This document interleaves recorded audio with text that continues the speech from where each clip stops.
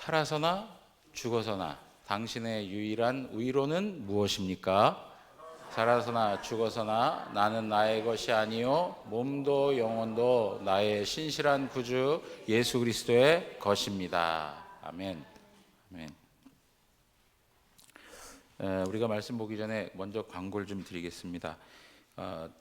대구 기독교 총연합회에서 이제 잘하는 일 중에 하나가 뭐냐면 이제 퀴어 축제를 이렇게 반대하는 그러한 일들을 힘을 모아서 잘 안내해주고 있는 그런 모습들이 있는데요. 이 퀴어 축제 측에서 우리가 논란이 있었던 게 뭐냐면 대중교통 도로를 이제 사용할 수 있도록 계속 요구를 했었고, 이제 경찰 쪽에서는 그거를 허락하지 않고 해서 제한된 범위에서 축제가 진행되었던 모습들이 있습니다. 그런데 이제 이러한 것들을 이제 큐어 측에서는 국가인권위원회에다가 요청을 해서 이것이 정말 합당한 건지 아닌 건지 이걸 판단해 달라라고 하는 그러한 입장을 가지고 있습니다. 그래서 이제 저희 입장에서도 국가인권위원회에다가 우리의 또 입장을 잘 설명하는 것이 필요하여서 우리 성도님들의 또 동참을 요구하고 있는 겁니다. 그래서 여러분들께서 이번 주 그리고 다음 주까지 해서 계속 이렇게 좀 안내하도록 하겠습니다. 그래서 여러분들이 적극적으로 참여해 주셔가지고요, 또 많은 분들이 또 동참해 주시면 감사하겠습니다. 그리고 이제 한 가지 더 말씀드리면, 이제 우리 주일 저녁 예배 이렇게 나오시는 분들은 끊임없이 빠짐없이 성실하게 잘 나오십니다. 근데 저희가 외부에 가서 믿지 않는 분들에게 복음을 전하는 것도 되게 중요한데, 또 중요한 거가 뭐냐면 우리 교회 식구들 가운데 이 저녁 예배에 참여하지 못하는 분들이 있다면 그분들에게도 예배에 참여해서 함께 또 신앙의 내용들을 이렇게 세워가고 알아갈 수 있도록 여러분들께서 좀 적극적으로, 그래서 우리가 예배 드릴 때 지금의 모습보다 이 자리가 가득 채워져서 하나님 앞에 예배할 수 있는 그런 모습들이 있으면 좋겠습니다. 그래서 주일 낮 예배나 주일 저녁이나 뭐 금요나 수요나 이렇게 인원 차이가 크게 나지 않도록 우리 모든 성도님들이 이 공적인 예배 적극적으로 참여해서 또 하나님 앞에 나아갈 수 있는 그런 공동체가 될 수 있도록 여러분들께서 같이 힘을 모아서 서로 권유해 주시고 또 응원해 주시고 또 격려해 주시면 좋겠습니다. 자, 오늘 이제 내용을 보겠는데요. 72문으로 가서 세례에 관한 이야기들을 계속 이어서 하겠습니다. 72문에 가서 이렇게 보면 세례의 물로 씻음이 곧 죄 씻음 자체를 의미하는가라고 하는 거예요. 세례의 물로 씻음이 곧 죄 씻음 자체입니까? 라고 묻습니다. 답을 하겠습니다. 아닙니다. 오직 예수 그리스도의 피와 성령만이 우리를 모든 죄에서 깨끗하게 합니다. 여러분, 여기 각주가 안 나와 있죠? 그죠? 여기 아닙니다가 1번이에요. 아닙니다가 1번, 그리고 우리를 모든 죄에서 깨끗하게 합니다가 2번 각주가 되는 겁니다. 그런데 뒤에 가서도 보면 이게 각주 표시가 없어가지고 유독 우리가 빠짐없이 잘 살펴서 한다고 했는데 이런 좀 부족함이 있습니다. 그래서 여러분들께서 조금은 헷갈리시지만 잘 좀 찾아서 또 보셨으면 좋겠습니다. 자, 여기 보시면 세례의 물로 씻음이 곧 죄 씻음 자체를 말하는 거냐 할 때 아니다, 이렇게 설명을 했습니다. 여러분, 세례는 물에 담그거나 뿌림으로써 깨끗하게 씻어내는 의식입니다. 이런 의식을 통해서 예수 그리스도의 피와 성령으로 우리 영혼의 더러움이 그리고 우리의 죄가 씻겨지는 은혜를 나타내 주는 것이 바로 세례입니다. 마치 물로 우리의 몸이 씻겨지듯이 우리의 영혼이 깨끗하게 씻겨졌다라고 하는 것을 확신시켜 주는 것이 바로 세례라고 하는 것입니다. 여러분, 그리스도 안에서 의롭다함을 얻고 새 생명으로 거룩한 삶을 사는 일, 그리고 이렇게 새로운 새 생명을 얻는 영적 신분의 변화는 취소되지 않습니다. 그래서 세례는 반복적으로 하는 게 아니고 어떻게 해요? 일생에 단 한 번, 단회적으로 하는 겁니다. 단회적으로. 우리가 죄와 사망에서 의롭다함을 얻는 하나님의 자녀로 되는 새 생명을 얻은 존재가 되는 것은 단 한 번에 이루어지는 사건이에요. 이것이 반복적으로 이루어지는 건 아닙니다. 여러분, 반복적으로 이루어지는 것은 어떤 단계입니까? 우리의 구원에 있어서 반복적으로 일어나는 것 무엇이죠? 성화의 단계에서 그렇죠. 성화의 단계에서는 반복적으로 이루어집니다.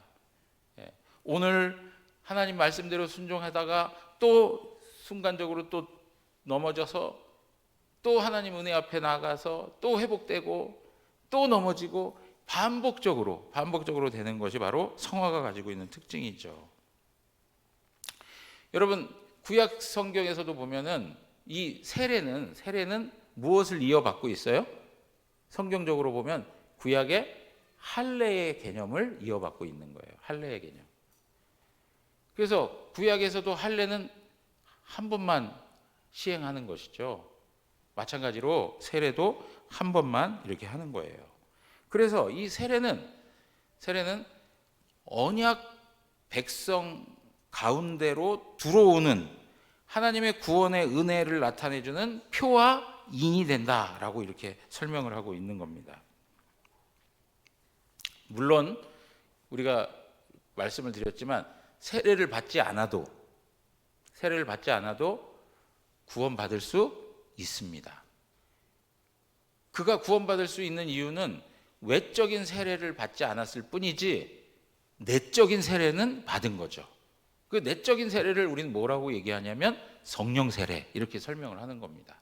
성령 세례를 받을 때 우리는 구원에 이르게 되는 것입니다. 그렇지만 내가 성령 세례를 통해서 구원함에 이른다 하여도 외적인 세례도 어떻게 해야 돼요? 소홀히 다루어서는 안 되는 것이죠. 소홀히 다루어서는 안 된다. 웨스민스터 신앙고백서에서는 그것을 소홀히 다루는 것도 뭐가 되냐면 죄가 된다고 그랬어요. 죄가 된다.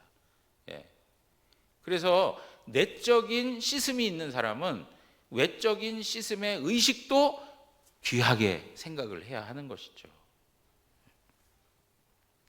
여러분, 세례에는 성령님 혹은 성자 예수 그리스도 혹은 성부 하나님만이 일하시는 게 아니고 세례에는 성부, 성자, 성령 삼위가 일하시는 그 구원의 의미를 우리에게 다 보여주고 있어요. 예수 그리스도께서는 우리의 죄를 위해서 십자가에 죽으시고, 그리고 하나님께서는 우리를 창세 전에 어떻게 하셨어요? 택하시고, 그리고 성령님께서는 성부의 택하심과 예수 그리스도의 구원을 성취하시는 그것을 우리에게 적용시켜 주시는 그러한 성부, 성자, 성령의 삼위일체 하나님께서 우리의 구원을 위하여 일하신 모든 것들을 바로 세례 가운데에도 나타내 보여주시는 거예요. 여러분, 이렇게 세례가 가지는 의미가 중요하다고 생각하니까 72문의 질문이 등장하고 있는 거예요. 이 세례가 너무 중요하다. 세례의 물로 씻음이 곧 죄 씻음 자체이냐? 라고 묻는 거죠. 성경에서 세례를 가리켜서 또 뭐라고 표현했냐면 중생의 씻음 이렇게 표현도 했어요. 중생의 씻음이라 이렇게 표현했어요. 그러다 보니까 사람들이 생각할 때 물로 씻는 이 세례 이 자체가 우리의 죄를 씻는 것과 같은 거냐라고 생각을 하게 되었다는 거죠.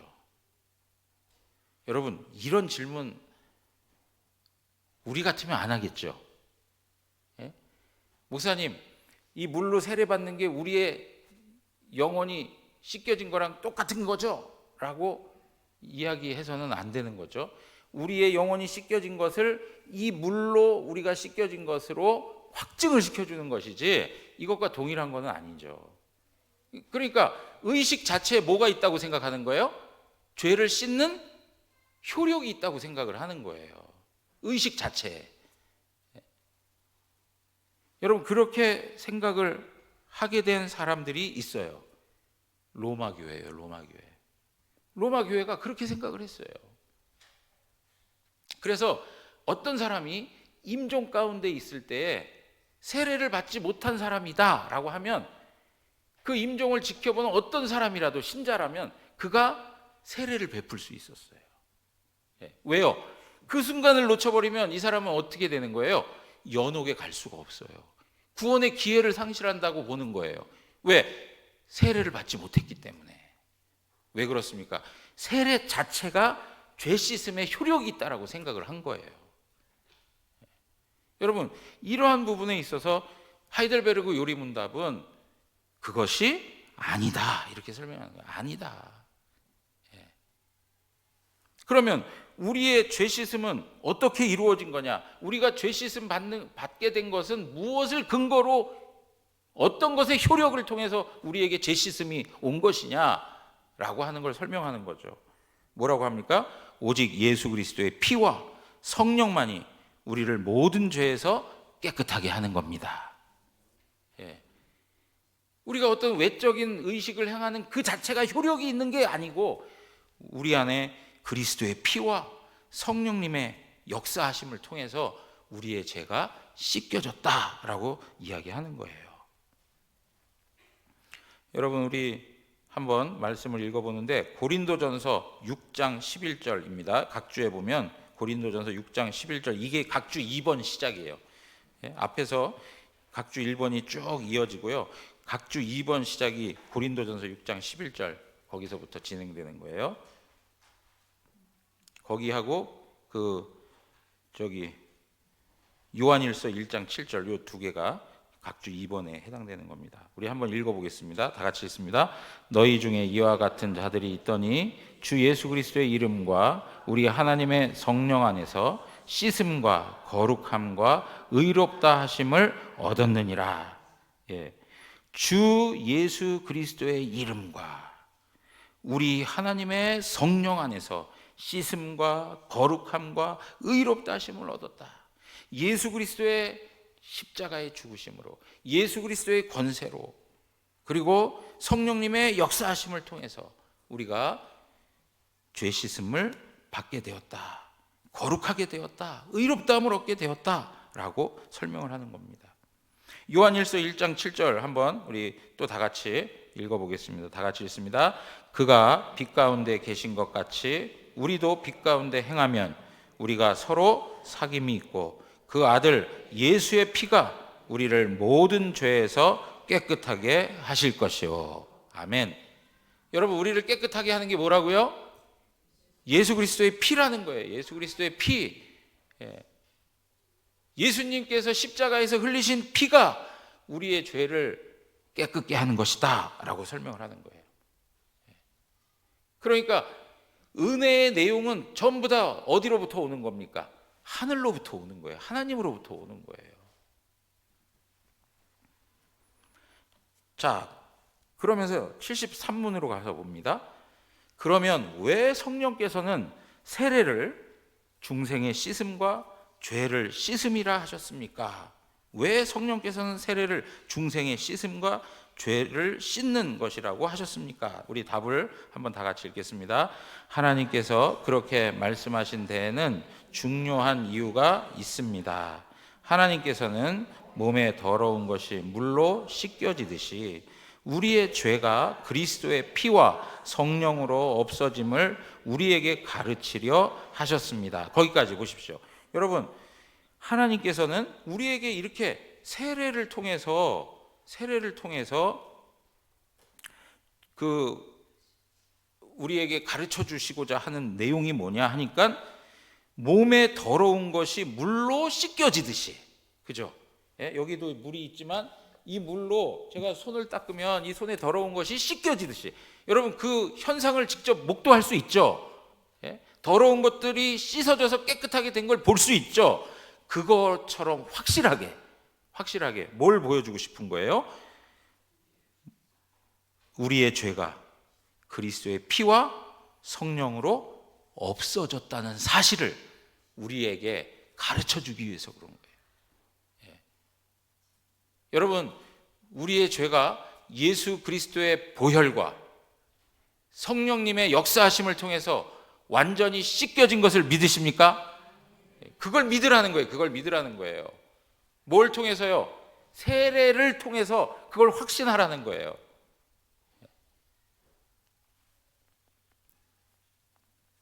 그러면서 더 나아가 설명합니다. 더 나아가서 우리의 죄가 영적으로 씻겨지는 것이 우리의 몸이 물로 씻겨지는 것처럼 매우 어떻다고요? 실제적이에요. 실제적이라는 거예요. 우리는 영적인 일이기 때문에 우리가 그것을 느낄 수 있을지 없을지 모르지만, 물론 우리가 알 수는 있죠. 왜요? 성령께서 우리의 영혼을 살려주시고 우리로 하여금 하나님 말씀을 믿게 하시고 하나님께서 우리를 위하여 나타내신 구원의 역사를 우리가 믿음으로 받고 있기 때문에 알 수 있죠. 그러나 이것이 역사 속에 일어난 실제와 같다는 거예요. 내 삶에 나타난 실제적인 일과 동일한 성격을 가지고 있다는 거예요. 그냥 상상으로 그냥 그렇게 생각하라는 게 아니고요. 그렇게 느끼라는 게 아니고요. 실질적으로 예수 그리스도의 피와 성령의 역사하심을 통해서 우리의 영혼의 더러운 죄가 씻겨졌다는 것이 사실이다라고 하는 걸 가르쳐주고 있는 거예요. 사실이다. 이러한 신적 약속과 표로서 우리에게 확신시키려 하셨습니다. 그죠? 확신을 시켜주려고. 우리의 믿음을 강화시켜주려고. 여러분, 성례를 통해서 믿음이 일어납니까? 생성됩니까? 성례를 통해서 믿음이 일어납니까? 그죠? 성례를 통해서는 믿음이 일어나잖아요. 뭘 통해서 믿음이 일어납니까? 말씀을 통해서. 말씀을 통해서 믿음이 일어나요. 그러면 성례를 통해서 뭐 어떻게 되는 거예요? 믿음이 생성되는 게 아니고, 믿음이 일어나는 게 아니고 성례를 통해서는 강화되는 거예요. 강화되는 거예요.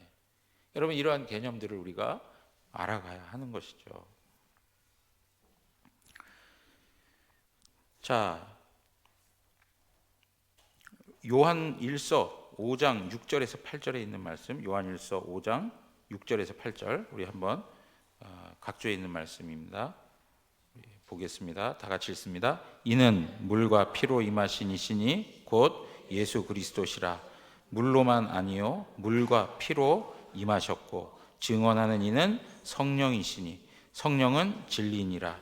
증언하는 이가 셋이니 성령과 물과 피라. 또한 이 셋은 합하여 하나이니라. 여러분, 물과 피로 임하신 예수 그리스도의 의미, 물과 피로 임하신 예수 그리스도라고 하는 것의 의미, 이것은 세례와 십자가 죽으심을 의미하고 있는 거예요. 세례와 십자가, 물은 세례를 의미하는 것이고 피는 뭐예요? 십자가의 죽음을 의미하는 거예요. 결국 이것이 무엇을 설명하는 거냐? 예수 그리스도의 공적인 사역을 말씀해 주는 거예요. 예수 그리스도의 공적 사역. 이 예수님의 공적 사역을 통해서 우리가 어떻게 됐다는 거예요? 죄 씻음을 받게 되었다.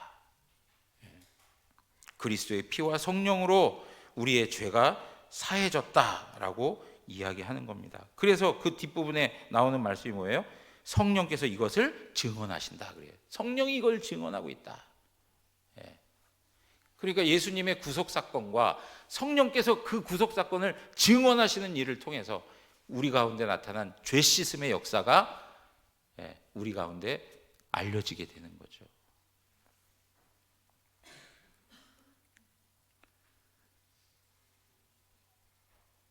자, 넘어가서요. 74문으로 가서 한번 보겠습니다. 오늘 속도가 되게 빠르죠? 예, 속도가 빠릅니다. 74문. 그러면 보십시오. 이제 뭘 다루고 있느냐면 유아 세례 문제를 다루고 있는 거예요. 유아들도 세례를 받아야 합니까? 라고 얘기합니다. 유아들도 세례를 받아야 합니까? 라고 얘기합니다. 답을 하겠습니다.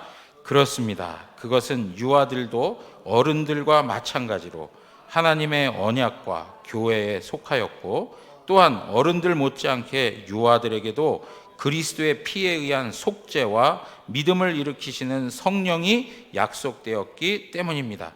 그러므로 유아들도 언약의 표인 세례를 통하여 그리스도의 교회에 연합되고 불신자의 자녀와 구별되어야 합니다. 이런 일이 구약에서는 할례를 통하여 이루어졌으나 신약에서는 그 대신 세례가 제정되었습니다. 아멘. 자, 여러분 여기 보면 세례 자체에 어떤 효력도 없는데, 앞에서 얘기했죠. 세례 의식 자체에 효력도 없어요. 그런데 유아들도 세례를 받아야 하느냐라고 이렇게 질문을 하고 있어요.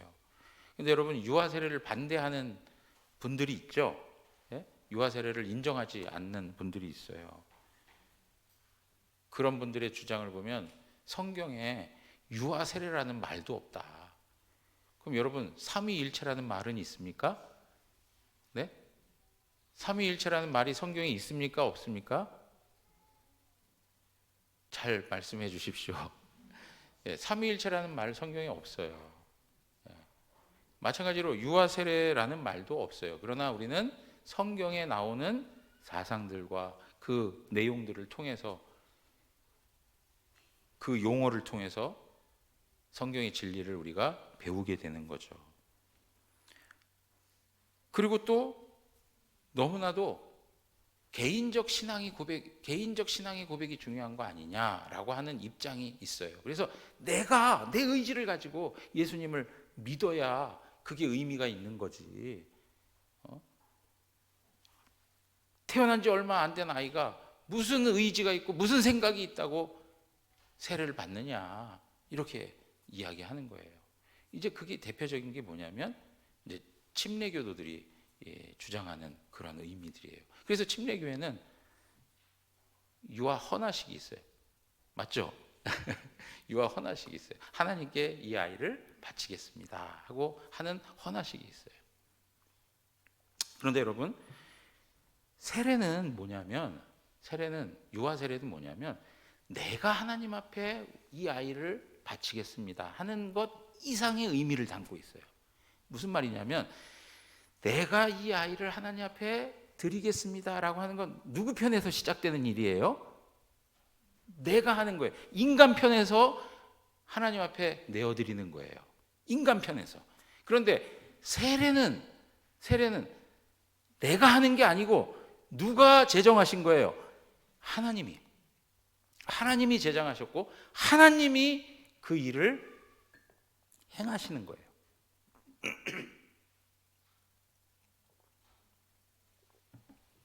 그런 의미에 있어서 내가 아이를 하나님께 바친다라고 하는 그것은 굉장히 우리의 편에서 시작되는 일로 설명이 되는 거라면, 유아 세례는 하나님이 행하시는 일로 설명이 되는 거예요. 자,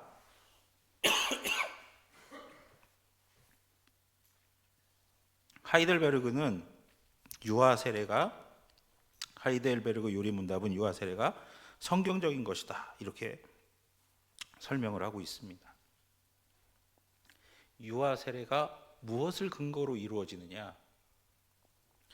언약 사상을 가지고 설명이 되는 거예요. 언약, 하나님의 언약을 통해서. 하나님의 언약 백성이라고 하는 거죠. 여러분, 이 세례는 구약으로 가면 무엇을 이어받는 거라고요? 할례를 이어받는 거예요. 할례가 무엇이었습니까? 언약의 표징이에요. 언약의 표징이라고 그랬어요. 아브라함이 믿음을 갖고 있었고, 그리고 그 믿음으로 의롭다함을 얻은 것을 확증하기 위해서 어떻게 했어요? 할례를 행했어요. 그리고 그가 하나님의 언약 백성임을 나타낸 것이 바로 할례예요. 그런데 여러분, 할례를 받을 때 아브라함만 받았습니까? 네? 아브라함만 받았어요? 아니에요. 자손들까지, 자녀들까지. 여러분, 이스마엘은 받았어요? 안 받았어요? 받았어요. 받았어요. 자녀들까지 다 받은 거예요. 예. 그러니까 언약 백성에 들어오는 표로서 할례가 시행이 된 거예요. 마찬가지로 유아 세례가 뭐냐? 언약의 관점에서 설명이 되고 있는 거예요. 하나님의 언약 공동체, 언약 백성들로 들어오는 표가 뭐냐? 바로 세례예요, 세례.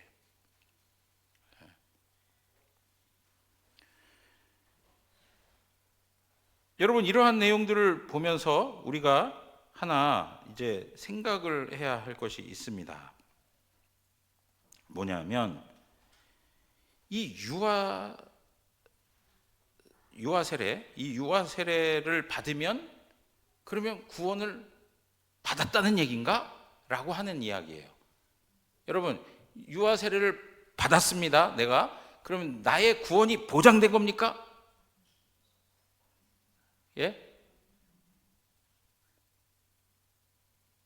우리 아이가 유아 세례를 받았어요. 그럼 그 아이의 구원이 보장된 거예요? 아니에요. 그죠? 왜냐하면 보십시오. 장성하다가 신앙의 길에서 이탈해가지고 탕자의 삶을 살아가는 이들도 있을 수 있잖아요. 그죠? 그리고 어떤 경우에는 끝내 안 돌아오는 경우들도 있어요. 그러면 도대체 이 유아 세례가 무엇을 의미하는 거냐? 계속 말씀드렸어요. 유아 세례는 언약 백성으로 들어오는 표가 된다. 언약 백성으로 들어오는 표가 된다. 언약 공동체의 표가 되는 것이다 라고 설명하는 거예요. 자, 그러면 여러분 보십시오. 마태복음 22장 14절을 한번 찾아보실래요? 마태복음 22장 14절.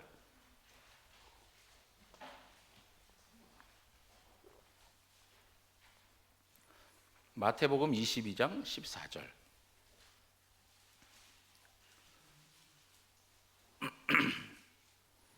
네, 우리 다 같이 한 목소리로 짧은 구절입니다. 다 같이 읽겠습니다. 시작. 청함을 받은 자는 많되 택함을 입은 자는 적으니라. 여러분, 마태복음 22장 말씀입니다. 청함을 받은 자는 많되 택함을 받은 자는 적다라고 이렇게 설명을 합니다.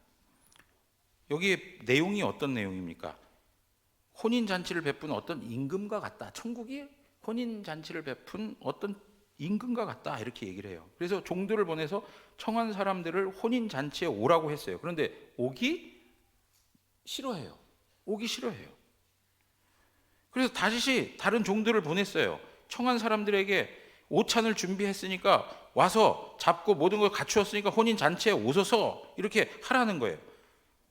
근데 그들이 돌아보지도 않고 한 사람은 자기 밭으로 한 사람은 자기 사업하러 가고 그 남은 자들은 종들을 잡아 모욕하고 죽이고 막 그런 일들이 벌어지는 거예요. 그죠? 그랬더니 임금이 노하여 군대를 보내요. 그 살인한 자들을 진멸하고 그 동네를 불사르고 이에 종들에게 이르되 혼인잔치는 준비되었으나 청한 사람들은 합당하지 아니하니 내 거리 길에 가서 사람들을 만나는 대로 혼인잔치에 청하여 오라 이렇게 얘기해요. 그래서 만나는 대로 오라고 해가지고 사람들이 혼인잔치에 왔는데 예복을 입지 않은 자들은 다시 내쫓았어요. 그러면서 하는 말씀이 오늘 본문 말씀이에요. 청함을 받은 자는 많되 택함을 입은 자는 어떻다고요? 적다는 거예요. 여러분, 여기 청함을 받은 자들은 어떤 자들입니까? 예? 청함을 받은 자들. 우리가 이 말씀을 생각할 때 이럴 수 있어요.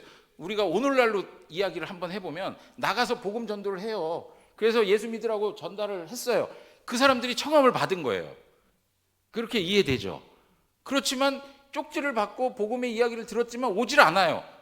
그래서 택한 사람들은 적다. 우리가 이 말씀을 이렇게 이해할 수 있는데 불신자들을 대상으로 생각할 수 있다는 거죠. 그러나 여러분, 지금 이 마태복음의 관점에서 놓고 보면 이 청함을 받은 사람들은 전부 왕의 백성들인 거예요.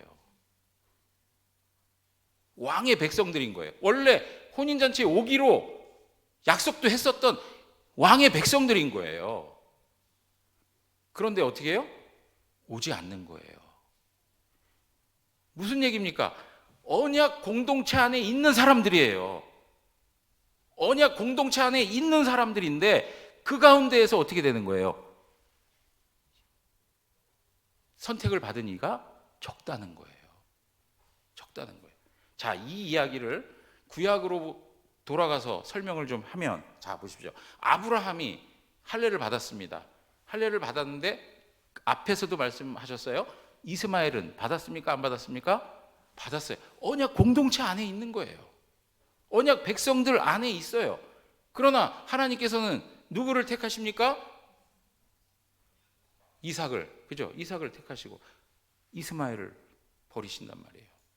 근데 여러분, 지금 우리가 하나님 관점에서 하나님이 택하고 이스마엘 버렸다 하지만 인간적인 관점에서 놓고 보면 이스마엘은 처음부터 하나님 뜻 가운데 서지 않는단 말이에요. 자, 그 다음 세대가 누굽니까? 이삭이 두 아들을 낳습니다. 에서를 낳고 야곱을 낳습니다. 다 언약 백성 가운데 있는 거예요. 전부 할례를 받은 거예요. 그런데 하나님께서 에서는 미워하고 야곱은 택하시는 거예요. 그러면서 여러분 보십시오. 히브리서에 가서 보시면 이 에서에 대해서 뭐라고 서신서에 가서 보시면 이 에서에 대해서 뭐라고 하느냐? 에서가 망령된 일을 했다. 예. 그의 불경건함을 지적하고 있는 걸 볼 수가 있어요. 언약 공동체 안에 있었으나 그가 언약 백성으로서의 책임을 갖지 못하는 그런 모습들이 있었다는 거죠. 여러분, 이스라엘 백성들이 애굽 땅에 있었습니다. 애굽에서 모세와 더불어 홍해를 건너서 광야로 나왔습니다. 광야에서 가나안 땅 가는 기간 동안 모세와 아론을 배반하고 거역하고 하나님을 대적했던 사람들이 있어요, 없어요? 있습니다. 뭐 예를 들면 누가 있을까요? 예? 아비람, 온 이런 사람들 있잖아요. 여러분, 그러한 사람들이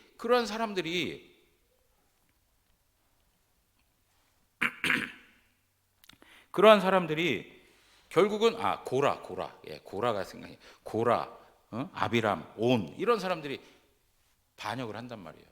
끊임없이 반역을 해요. 하나님의 언약 백성들이었습니다. 이 시내산에서 하나님과 그 백성들이 언약을 체결했어요. 그래서 언약 공동체 안에 있는 거예요. 할례를 다 행했어요. 여러분 기억하시죠? 그 요단강 여리고하고 전투하기 바로 직전에, 그죠? 전부 다 백성들이 할례를 다 하잖아요. 예. 그러니까 여러분, 그런 할례에 대한 언약 백성으로서의 표징을 다 가지고 있어요. 그런데 어떻게 돼요? 그 가운데에서 하나님을 반역하는 자들이 생겨나는 거예요. 그러니까 우리가 이제 이 말씀을 어떻게 이해해야 되냐면, 이제 좀 더 설명을 드리자면, 구약에 있는 말씀을 통해서 하나님께서는 메시아를 보내주겠다라고 이야기하셨어요. 율법서를 통해서, 모세의 글을 통해서, 또 선지자의 글을 통해서, 시편의 글을 통해서 메시아가 오게 될 것을 약속하셨어요. 그런데 그 언약 백성들인 이스라엘 백성들에게 메시아에 대한 예언을 하셨지만 실질적으로 그분이 오셨을 때 그분을 믿은 사람이 얼마나 됩니까? 많은 사람들이 어떻게 됐어요? 믿지 않았어요. 예수 그리스도를 십자가에 못 박았어요. 그러니까 청함을 받은 사람들, 청함을 받았다라고 하는 그 말은 뭐예요? 언약 백성들 전체를 두고 얘기를 하는 거예요. 그러나 그 가운데서 택함을 받는 사람은 적다라고 말씀하고 있는 거예요. 그런데 세례라고 하는 게 뭐냐? 언약 공동체로 들어오는 표가 된다라고 하는 거예요. 그러니까 내가 태어나 가지고 부모의 신앙을 따라서 유아 세례를 받았다라고 하는 말은 그 아이가 언약 공동체 안에서 머물게 되었다라고 하는 것을 설명하는 것이지 구원까지 보장하는 말씀은 아니라는 말이에요. 설명이 이해되시겠습니까? 그가 자라오는 과정 속에 하나님의 말씀 앞에 순종하고 그 말씀 앞에서 성장해 갔을 때 그는 하나님의 구원받은 자녀로서 하나님의 선택하심을 경험할 수 있겠죠. 그러나 자라오는 과정 중에 그것을 거부해, 그걸 싫어해, 그 길을 떠나버려. 그러니까 유아 세례를 받는다는 그것이 우리의 구원을 보장하는 것과는 다른 얘기다라고 하는 거예요. 그래서 여러분 이렇게 이해해야 됩니다. 언약 백성이라고 하는 큰 테두리 안에 조그만 또 하나의 테두리, 구원받은 백성이 있다는 것을 아셔야 돼요. 여러분 좀 더 이건 뭐 성찬에 가서 이야기할 얘기인데 오늘 설명을 하고 있기 때문에 말씀드리고, 그러면 왜 성찬은 유아 세례자들에게 베풀지 않습니까? 그죠? 유아 세례 받았으면 언약 공동체, 교회 공동체 안에 있는데 왜 유아 세례 받은 아이들에게는 왜 성찬에 참여하도록 하지 않습니까? 여러분 성찬의 말씀을 우리가 지금 성경 보지 않겠지만 바울이 했던 말씀 중에 우리가 마음에 새겨야 될 게 뭐냐면 자기를 살펴서 성찬에 참여하라고 해요. 자기를 살펴서 성찬에 참여한다는 건 뭐냐면 내가 죄인임을 깨닫고 나의 죄가 그리스도 안에서 용서함을 받는다는 것, 회개에 대한 마음과 태도가 있어야 되고요. 그리고 성찬에 참여한다는 건 뭐냐면 믿음으로 그리스도의 살과 피를 먹고 마신다는 얘기예요. 여기에는 무엇이 필요하냐? 개인의 믿음이 필요한 거예요. 그렇기 때문에 어린 아이, 예를 들면 2살짜리 아이가 유아세를 받았다고 그 아이한테 성찬에 참여하라고 할 수 있습니까? 그러니까 어떻습니까? 어느 정도의 시기까지, 장성할 때까지 기간을 두고 그가 입교했을 때 비로소 성찬에 참여할 수 있도록 하는 거예요.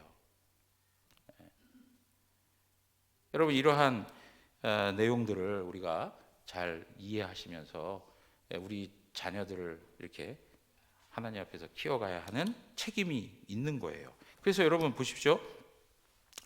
뒤에 가서 보시면 우리가 읽었던 그 답의 설명 중에서 그러므로 유아들도 언약의 표인 세례를 통하여 그리스도의 교회에 연합되고 불신자의 자녀와 구별되어야 한다. 이것이 우리 자녀들이 하나님의 은혜를 받는 것에 굉장한 유익함을 주고 있다는 거예요. 여러분 이런 거 있죠. 내가 왕자야. 내가 지금 왕은 아니에요. 그런데 내가 왕자라는 신분의 정체성이 나의 삶을 어떻게 할 수 있어요? 규정할 수가 있는 거예요. 난 그냥 이렇게 살아도 되고 저렇게 살아도 되는 사람이 아니라 나는 왕의 아들이야, 왕자야, 뭐 왕의 공주야. 이런 그것이 그 사람의 삶을 결정할 수가 있는, 규정할 수가 있는 거예요. 마찬가지로 내가 언약 공동체의 한 백성이야. 내가 하나님 교회의 한 백성으로 존재하고 있어.